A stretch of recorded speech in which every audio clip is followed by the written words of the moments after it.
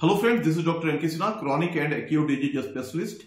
आज का वीडियो काफी इंफॉर्मेटिव होने वाला है क्योंकि मैं आज आपको बतलाने जा रहा हूं रोग के प्रकार और होम्योपैथी की औषधियों का उनके साथ कैसे प्रयोग किया जाए। साधारणतः ध्यानपूर्वक देखा जाए तो रोग तीन प्रकार के होते हैं कि एक्यूट डिजीज होते हैं जैसे कि सीजनल प्रॉब्लम वगैरह, दूसरे क्रॉनिक डिजीज होते हैं जो 15 दिन 20 दिन महीने 2 महीने तक हमारे शरीर में रह जाते हैं, और तीसरी पुरानी बीमारियां होती है जो काफी लंबे समय से हमारे शरीर में बनी रहती है। इसकी अवधि साल भर, 2 साल, 4 साल, 5 साल इस तरीके से होती है।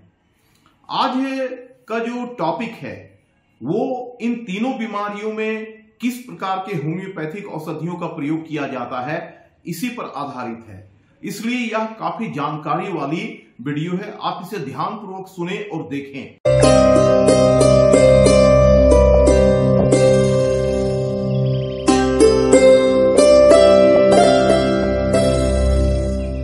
तो चलिए सबसे पहले हम स्टार्ट करते हैं ऐसे रोग से जो टेम्पोररी होते हैं। अचानक मरीज ठीक होता है और अचानक वो रोग के लपेटे में आ जाते हैं, जैसे कि ठंड के मौसम में लोग बाहर घूमने के लिए गए, आए और उनकी तबीयत खराब हो गई।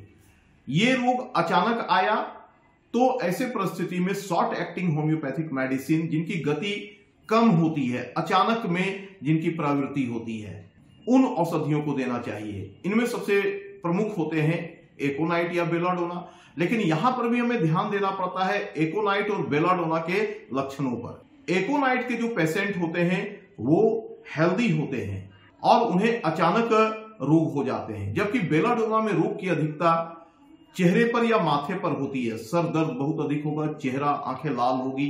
तो यहां पर जो रोग अचानक आए तो उनमें इन शॉर्ट एक्टिंग मेडिसिन का प्रयोग करना चाहिए, क्योंकि ये सीजनल डिजीज है जो अधिक समय तक शरीर में रहते नहीं है। अब दूसरे प्रकार के रोग पर हम लोग बातें करते हैं जो धीरे धीरे हमारे शरीर में आती है और लंबे समय तक 15 दिन, 1 महीने, 1.5 महीने तक हमारे शरीर में रह जाती है। उनमें किस तरह के होम्योपैथिक औषधियों का प्रयोग किया जाना चाहिए। तो सबसे पहले रोग को समझिए। जैसे कोई व्यक्ति बाहर घूमने के लिए ठंड में जाता है या गर्मी के मौसम में अत्यधिक गर्म में चला जाता है, वो घर आता है, उसके बाद धीरे धीरे उसकी तबीयत खराब होनी चालू होती है। जैसे कोई व्यक्ति ठंड में गया तो आने पर उसे कुछ नहीं होता है, दूसरे दिन उसे छींकें आने लगी, उसके बाद के दिन में नाकें बहने लगी, आंखों से भी हल्का हल्का पानी आने लगा और तीसरे दिन उसे ज्वर हो गया। तो यहां पर रोग धीरे धीरे करके शरीर में आया। तो होम्योपैथ में भी ऐसी औषधियां होती है जो इन लक्षणों को सर्टिफाई करती है। उनकी भी प्रवृत्ति होती है कि धीरे धीरे आने वाले रोग में उनका प्रयोग किया जाए। तो ऐसी गति वाली औषधियां ब्राइनिया होती है, पल्साटिला होती है और ढेर सारे होते हैं। तो हमें रोग के गति को ध्यान में रखकर भी होम्योपैथिक औषधि का प्रयोग करना पड़ता है। तो जैसे मैंने अभी जो रोग बतलाया ये ब्राइनिया से मिलते जुलते हैं, तो यहां पर हम लोग ब्राइनिया का प्रयोग करेंगे, क्योंकि ब्राइनिया के रोगी को भी रोग अचानक नहीं होते, धीरे धीरे करके होते हैं। अब तीसरे प्रकार के रोग पर चर्चा करते हैं जिसे हम लोग पुराने रोग या ओल्ड डिजीज के नाम से जानते हैं। ये डिजीज हमें भ्रांति में डालते हैं, कभी कभी ये एक्यूट डिजीज की तरह लगते हैं, मतलब अभी हुए और फिर कुछ दिनों में ठीक हो गए। तो ऐसे रोग में हमें यह जानना चाहिए कि क्या ये रोग बार बार रिपीट हो रहे हैं। यदि ऐसा है तो रोग कोई भी हो वो जटिल और अत्यंत पुराने रोग के श्रेणी में आ जाएंगे। यदि किसी को सरदर्द हो रहा है और उसकी औषधि लेने पर यह ठीक हो जाता है, फिर 15 दिन, 20 दिन, 1 महीने पर हो गया, फिर दवा लिया गया, फिर ठीक हो गया, यह क्रम साल, 2 साल, 5 साल से चल रहा है, तो यहां पर पेशेंट को सतर्क होना चाहिए और सतर्क होकर बड़े अच्छे तरीके से ध्यान देकर इस तरह के रोग का इलाज कराना चाहिए। अन्यथा इस तरह के रोग ही आगे जाकर बहुत जटिल और प्राणघातक रोग में तब्दील हो जाते हैं।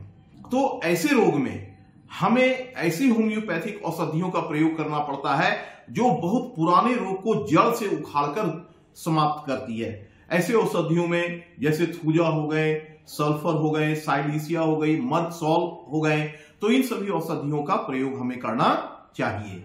ये थे रोग के प्रकार और होम्योपैथी औषधियों के प्रकार जो रोग की गति के अनुसार उनकी भी गति को देखकर हमें देना चाहिए। यदि ये दोनों बातें मिल जाती है तो हम किसी भी प्रकार के रोग का बहुत ही अच्छे तरीके से सरलता पूर्वक इलाज कर पाएंगे।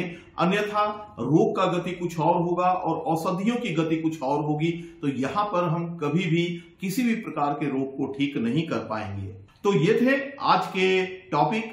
आपने इस वीडियो को देखा इसके लिए धन्यवाद। फिर मिलते हैं ऐसे ही इंफॉर्मेटिव वीडियो के साथ।